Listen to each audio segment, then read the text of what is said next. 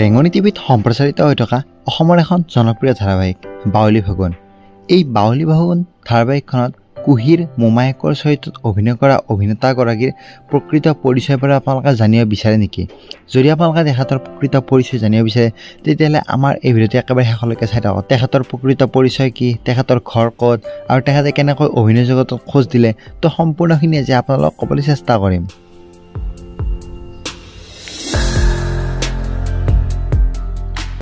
নমস্কাৰ আপোনালোক সকলোকে, আশা কৰোঁ আপোনালোক সকলো ভালে আছে। আৰু আজিৰ এই ভিডিঅ'টো আমি বাউলী ফাগুন ধাৰাবাহিকত কুহিৰ মোমায়েকৰ চৰিত্ৰত অভিনয় কৰা অভিনেতাগৰাকীৰ প্ৰকৃত পৰিচয়ৰ বিষয়ে আজি আমি আলোচনা কৰিবলৈ চেষ্টা কৰিম।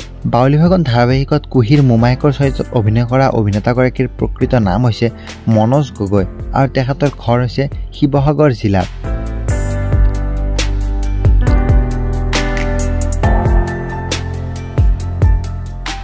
আৰু মনোজ গগৈয়ে তেখেতৰ শিক্ষা তেখেতে শিৱসাগৰতে সম্পূৰ্ণ কৰে। মনোজ গগৈৰ হবি হৈছে মাছ মৰা। তেখেতে মাছ মাৰি, মাছ বনায় আৰু মাছ খায়ো ভাল পায়।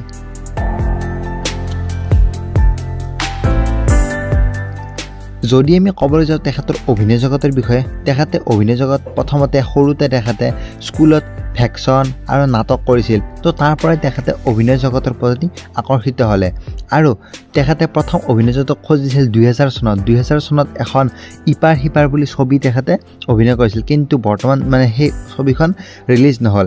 তাৰপিছত তেখেতে এনেকুৱা বহু কেইখনমান ধাৰাবাহিক কৰিলে, অপৰাধ, শাহু বোৱাৰী, বেহাৰবাৰী আৰু ইফালে জীৱন দংশন, মাঘ ফাগুন চত, এইবোৰ বিভিন্ন ধৰণৰ ধাৰাবাহিকত তেখেতে অভিনয় কৰিছে।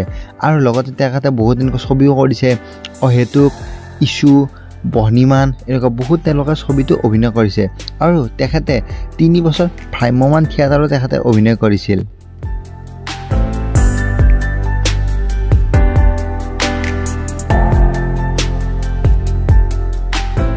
আৰু এইটোৱে আছিল আজিৰ আমাৰ ভিডিঅ' মনোজ গগৈৰ বায়'গ্ৰাফীৰ কথা। আজি আপোনালোকক জনাবলৈ চেষ্টা কৰিলোঁ।